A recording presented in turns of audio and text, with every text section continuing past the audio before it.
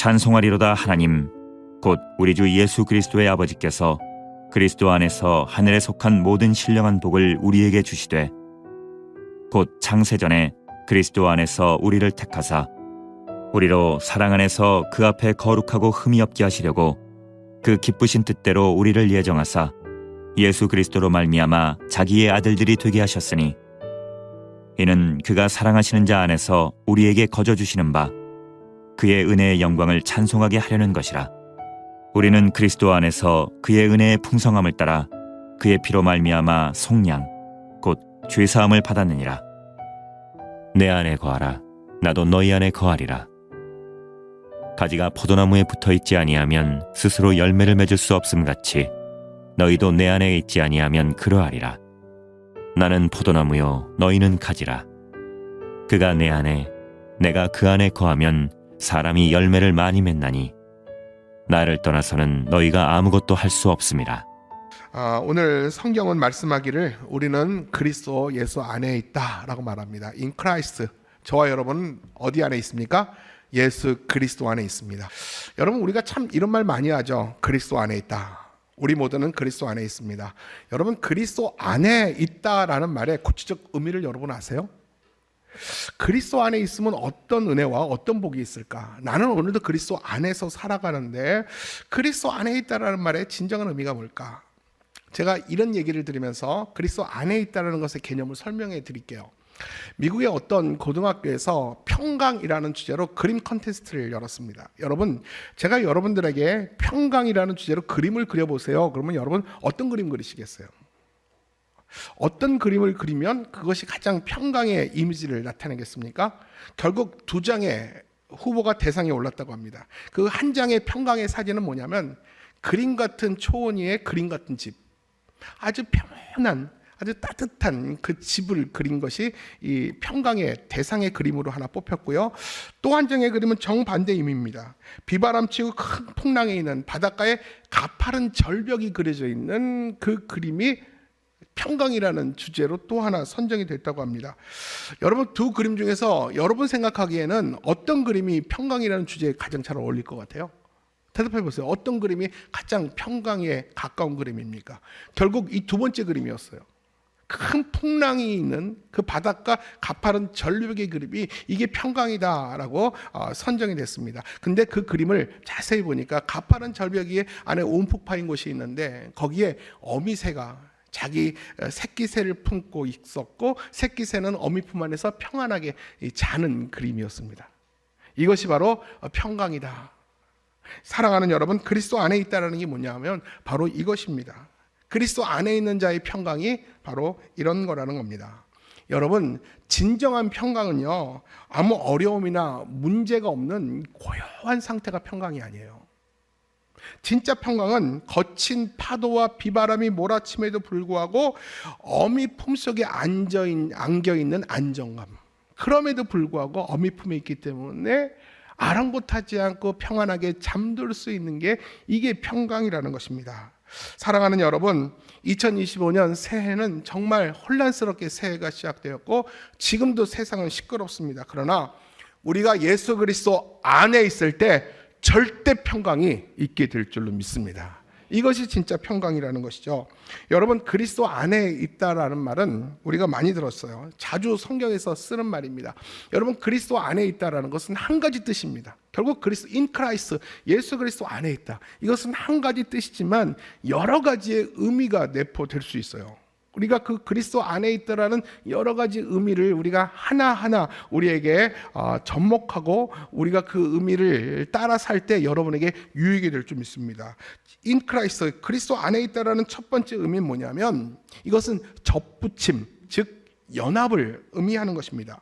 로마서 11장에 보면 이 접붙임의 의미에 대해서 아주 정확하게 기록이 되어 있어요. 로마서 11장 우리 17절 말씀을 한번 같이 읽어볼까요? 시작. 돌 감람나무인 내가 그들 중에 접붙임이 되어 참 감람나무 뿌리의 진액을 함께 받는 자가 되었은즉 이라고 말합니다. 여기서 감람나무는 뭐냐면 여러분 올리브나무예요. 올리브나무. 돌 감람나무가 참 감람나무에 그 가지가 접붙임이 돼서 결국 참 감람나무의 진액으로 살아간다라는 얘기입니다. 이 말씀의 의미는 뭐냐면 하나님은 당시 이스라엘 백성을 자기 백성 삼으셨어요. 근데 그 이스라엘 백성 중에서 일부가 예수 그리스도를 인정하지 않았습니다. 그래서 하나님의 그 구원의 공동체에서 제외가 됐습니다. 얼마가 꺾였어요. 그래서 하나님의 언약 백성 가운데 제외가 됐어요. 근데 구원 밖에 있었던 이방인들 중에서 예수 그리스도를 개인의 구주와 주인으로 영접하고 참 생명이신 예수님께 접붙임이 되어서 결국 하나님의 구원의 백성이 되었다라는 것을 이야기하는 겁니다. 따라서 이 그리스도 안에서라는 것은 참 생명이신 예수님께 접붙임이 되었다라는 의미인 것입니다. 아까도 말했지만 이 감람나무는 여러분 올리브나무예요. 돌감람나무. 이것은 뭐냐면 야생 올리브나무로 그 열매도 많지 않았고 사람들에게 별로 귀하게 여김을 받지 않는 나무입니다. 근데 반면 참 감람나무는 많은 기름의 열매를 맺고 사람들에게 환영받는 나무였습니다. 예수님은 두 나무를 통해서 비유하시죠. 돌 감람나무였던 내가, 아무런 가치 없던 너희가, 사람들이 너를 눈여겨보지 않았던, 아무런 필요 없었던 너였던 돌 감람나무가 참 감람나무인 예수님께 접붙임이 되어서 참 감람나무의 진액을 함께 받는 자가 되었다라고 이야기를 하고 있어요. 여러분, 이것이 그리스도 안에 있다라는 개념입니다. 아무런 가치 없던 너희가 참 생명이신, 참 가치이신 예수님과 접붙임이 되어서 예수님과 거룩한 연합을 이루게 되었다라는 것을 의미를 하는 것입니다. 그 결과로 저와 여러분은 나로 인해 살아가는 것이 아니라 예수님의 진액으로, 예수님의 생명으로 저와 여러분이 오늘도 살아가고 있음을 여러분 믿으시기를 바랍니다. 이것이 예수 안에 있는 사람이에요. 여러분, 이래봐도 내가 예수 안에 있다 라고 말하는 것은 예수님의 진액으로 오늘도 내가 살아가고 있습니다. 여러분이 잘나서 여러분들이 살아왔던 관성으로, 여러분들의 경험으로, 여러분의 재주로 살아온 것 같지만 그렇지 않아요. 내가 지금까지 살아왔고 내가 앞으로 살아갈 것도 예수님의 참 진액으로, 생명으로 말미암아 내가 살아갑니다.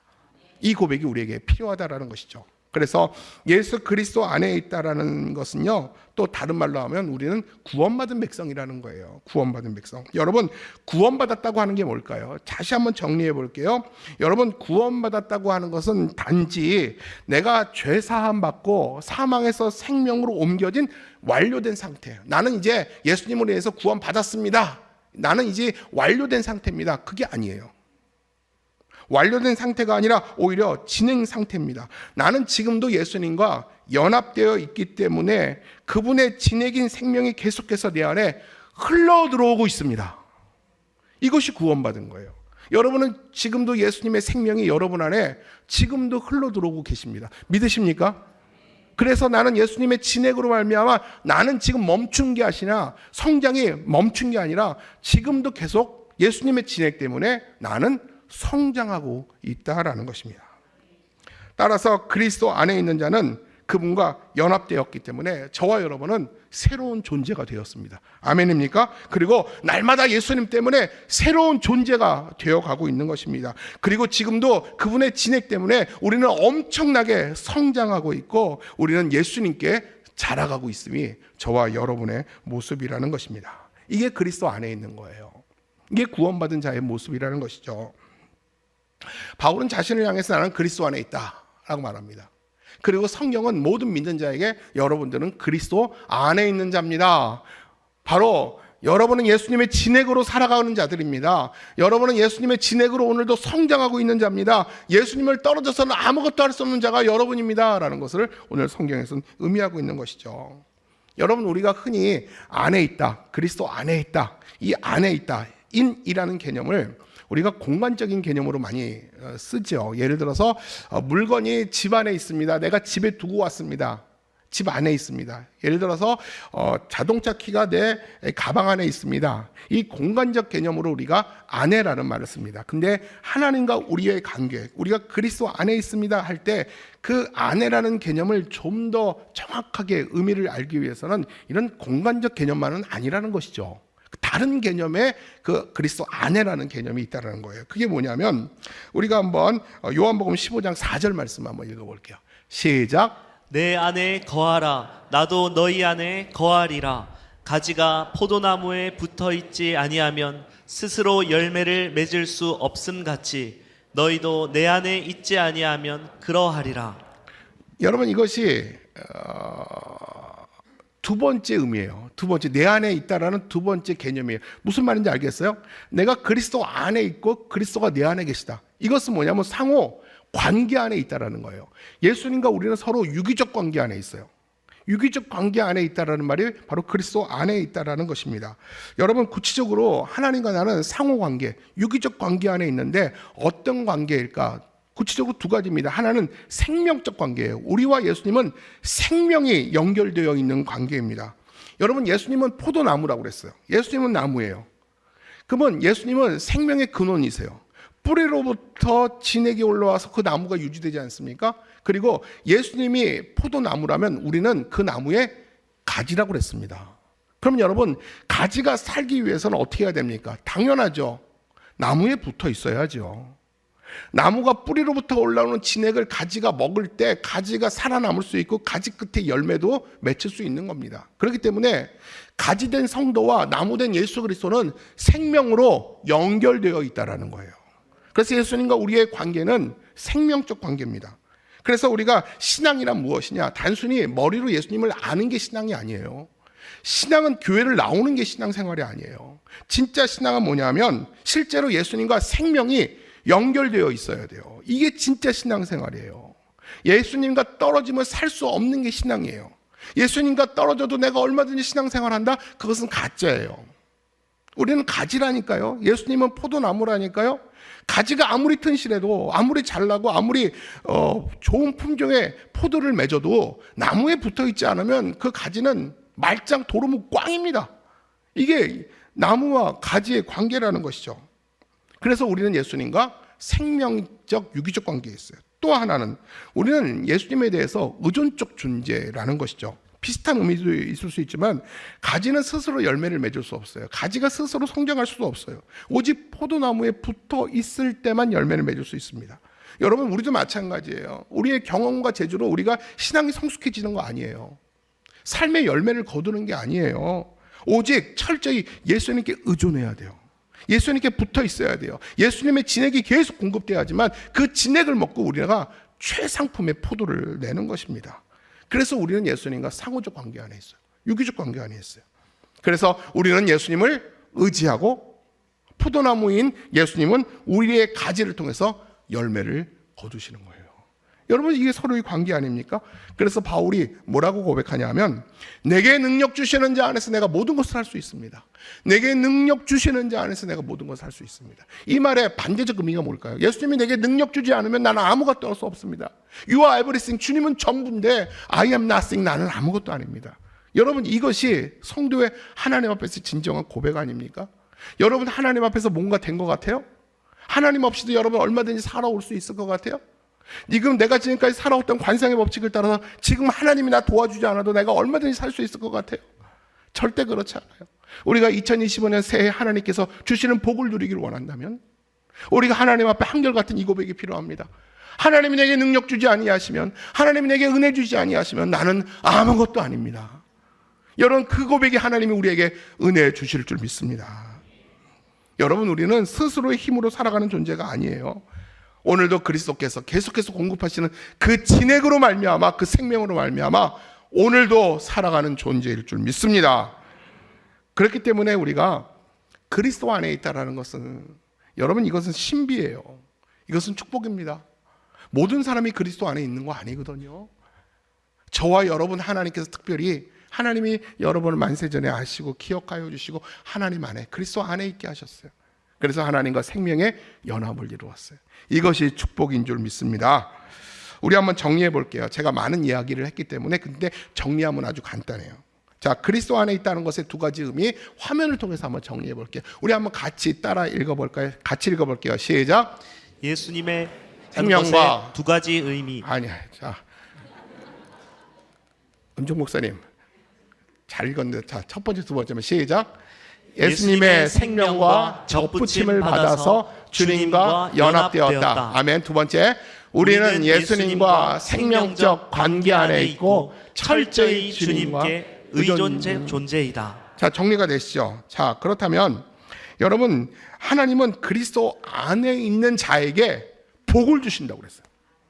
그럼 어떤 복일까요? 우리 에베소서 1장 3절이에요. 시작. 찬송하리로다 하나님 곧 우리 주 예수 그리스도의 아버지께서 그리스도 안에서 하늘에 속한 모든 신령한 복을 우리에게 주시되. 자, 한번 말씀을 띄워서 찬송하리로다 하나님 복 주신다는 거예요.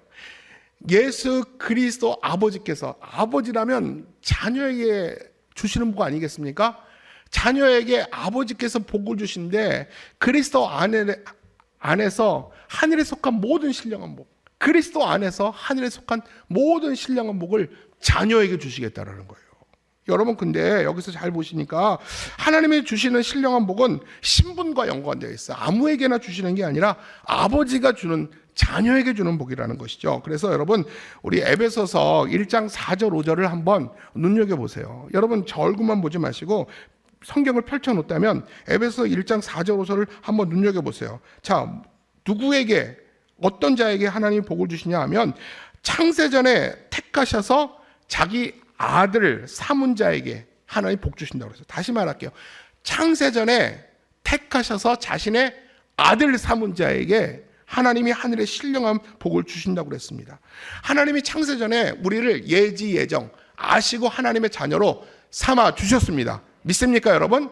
여러분, 이거 굉장히 믿어야 돼요. 하나님이 천지가 창조되기 전에 하나님이 우리를 아셨어요. 믿습니까, 여러분?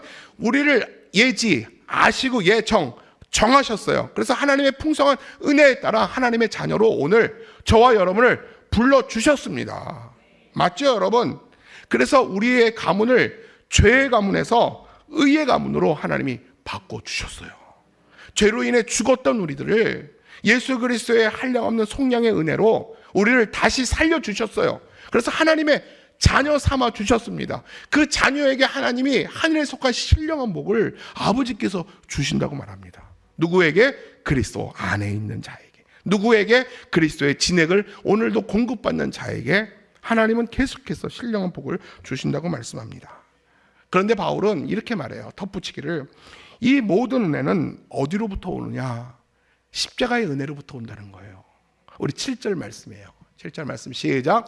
우리는 그리스도 안에서 그의 은혜의 풍성함을 따라 그의 피로 말미암아 속량 곧 죄사함을 받았느니라. 여러분, 우리가 죄인이 의인이 되고 죄의 가문이 의의 가문이 될 수 있었던 것은, 이것은 자격 없는 우리를 위해서 예수님이 십자가에서 우리의 죄를 속량하셨기 때문이라고 말씀합니다.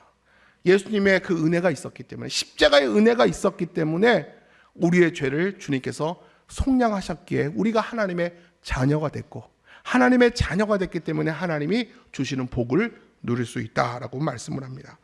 여러분, 제가 지금부터 중요한 얘기를 할 거예요. 여러분, 2025년 하나님이 주시는 복을 누리고 싶으시죠?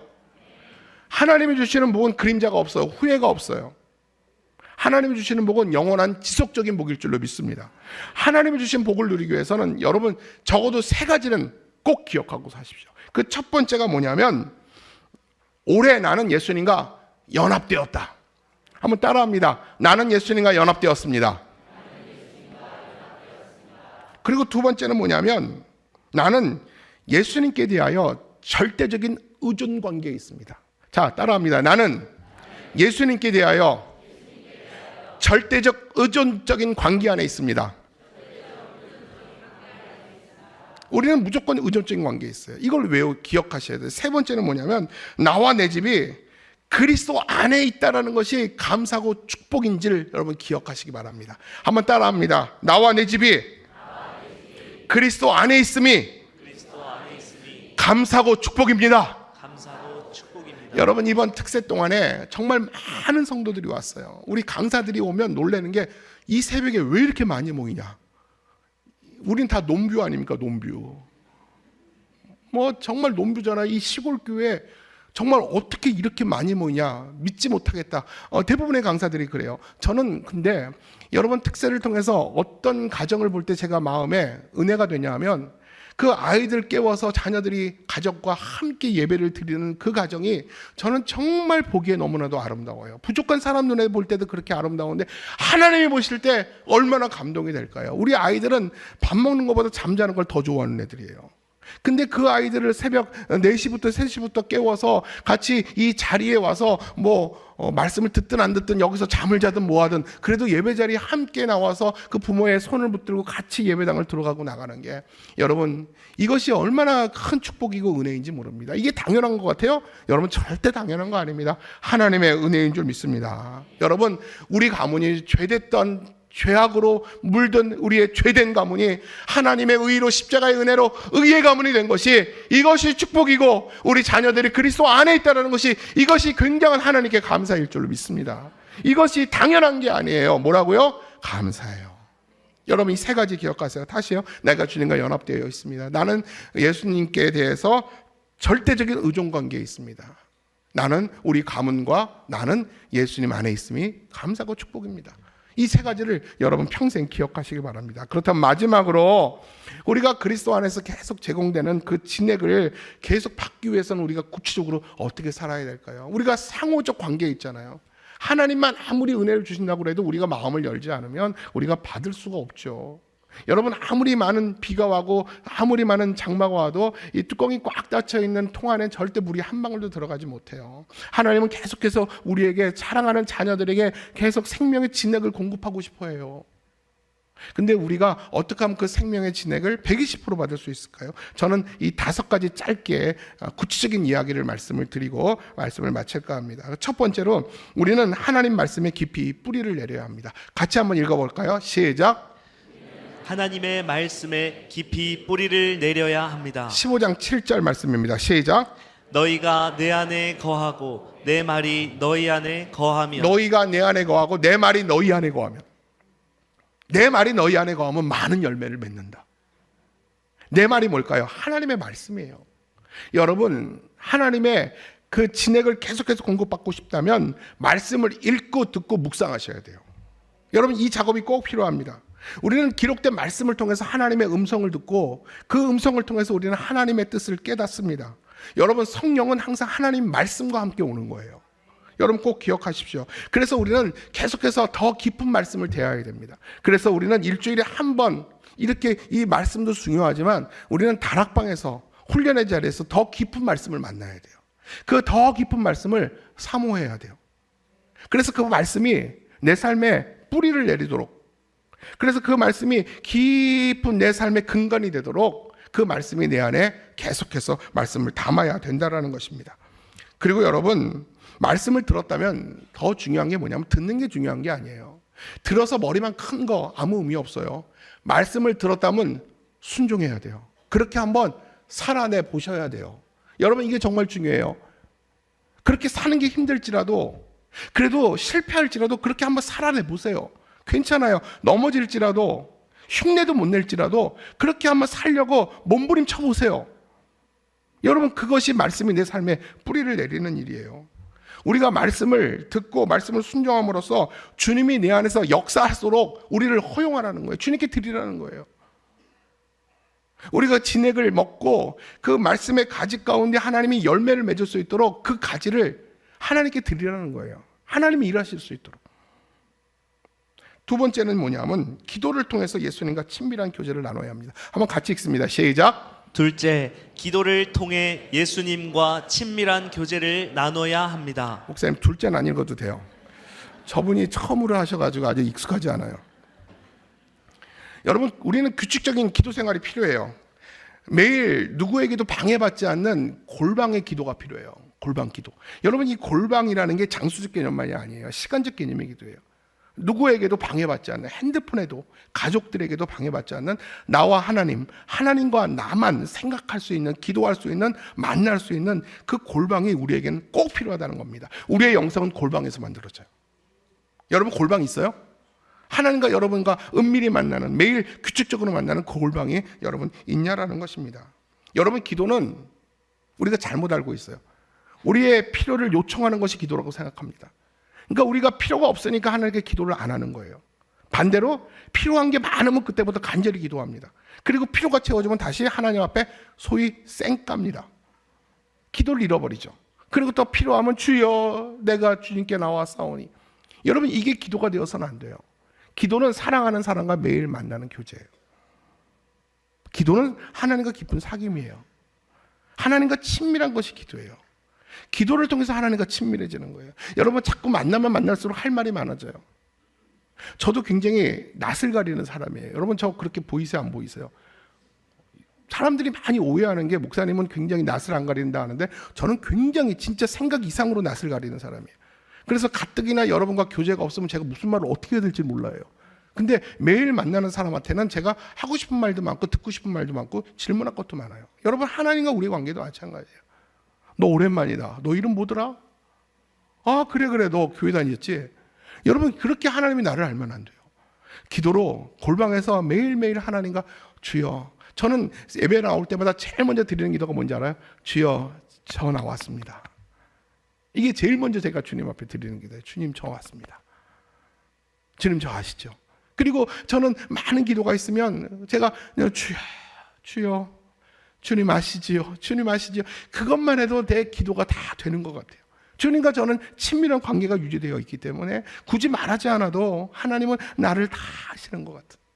여러분 바로 주님의 진액을 공급받고 계속 주님의 진액이 우리의 삶에 영향을 끼치길 원한다면 하나님과 여러분만의 깊은 기도의 골방을 꼭 갖길 바라요. 단 10분이라도 단 5분이라도 여러분 그게 운전하기 시작하는 운전대도 괜찮아요. 어느 곳이든 기도의 골방을 가져보라는 것입니다.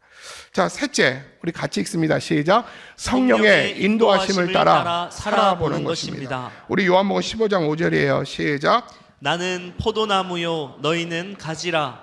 그가 내 안에 내가 그 안에 거하면 사람이 열매를 많이 맺나니. 내가 그 안에 거하면, 내가 너 안에 거하면 네가 열매를 맺을 수 있다라는 거예요. 네가 열매 맺는 게 아니다. 내가 너 안에 거하면 네가 열매를 맺을 수 있다. 여러분 성령의 음성에 귀를 기울여 보세요. 말씀을 읽고 묵상했다면 그 자리를 떠나지 말고 성령의 인도하심을 구해 보세요. 여러분 우리가 기도하고 또 말씀을 결단하고 그냥 일어나기 쉬워요. 그러지 마시고 하나님이 내게 감동을 주셨다면 하나님 내가 과연 이 말씀 붙들고 어떻게 살아야겠습니까? 하나님 내 걸음을 인도하여 주옵소서. 여러분 하나님의 뜻을 물어보세요. 하나님 내가 이 말씀 내가 들었습니다.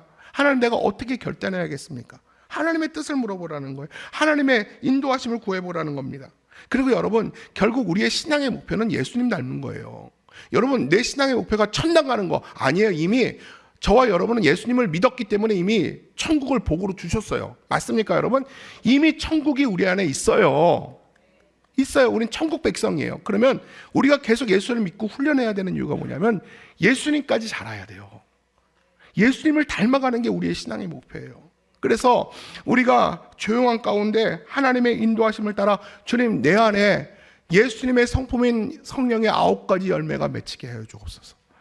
예수님을 닮은 성령의 9가지 열매가 내 안에 있기를 사모하고 기도하라는 것이죠. 그래서 그리스도가 내 안에 있으면 우리가 많은 열매를 맺는다고 주님께서 약속을 하셨어요. 자, 네 번째 우리 같이 읽습니다. 시작. 교회 공동체를 떠나면 안 됩니다. 히브리서 10장 25절이에요. 시작.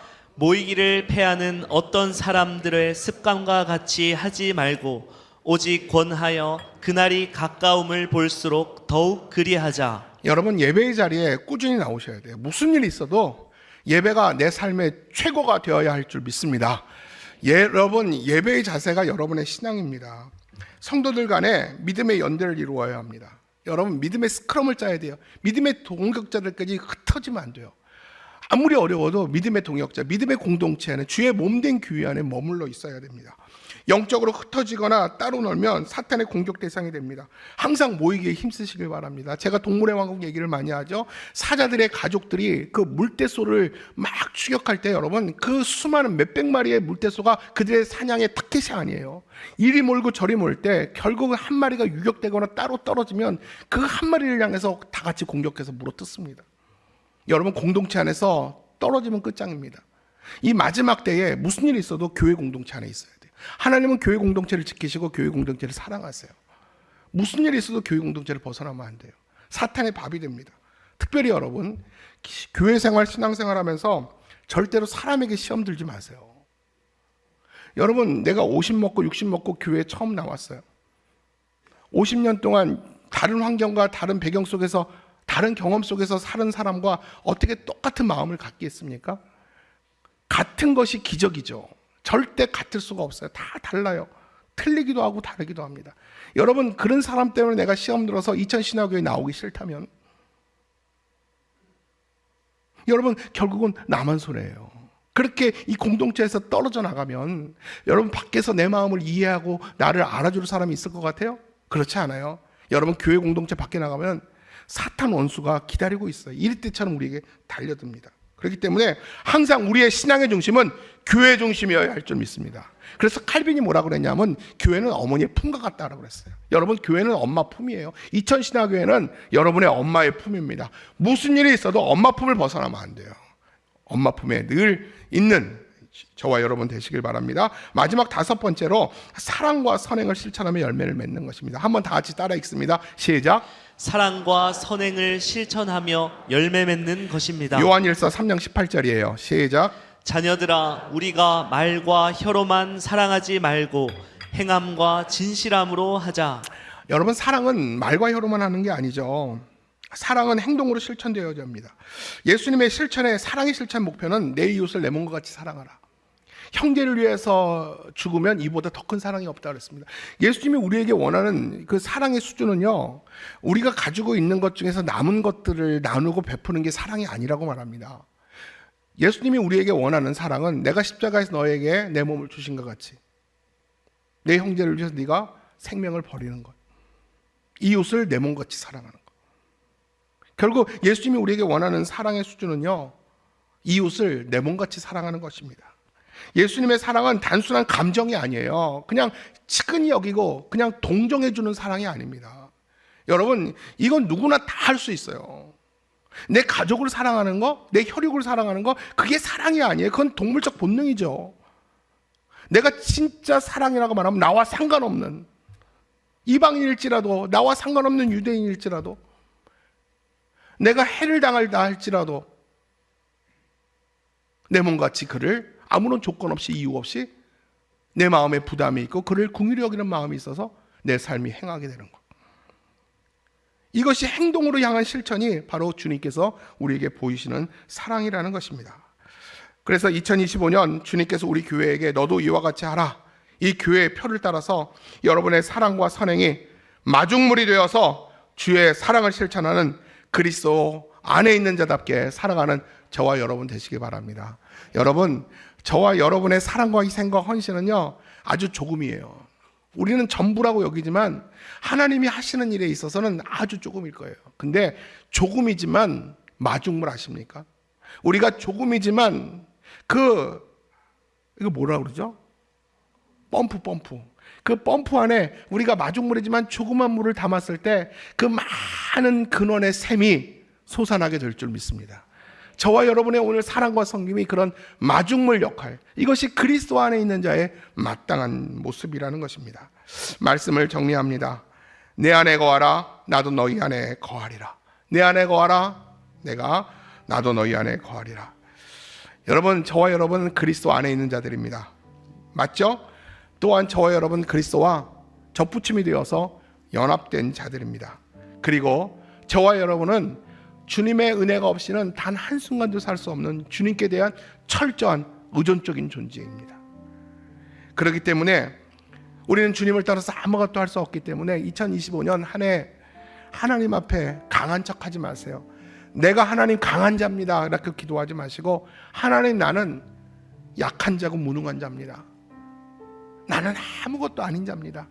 하나님, 나를 불쌍히 여겨주세요.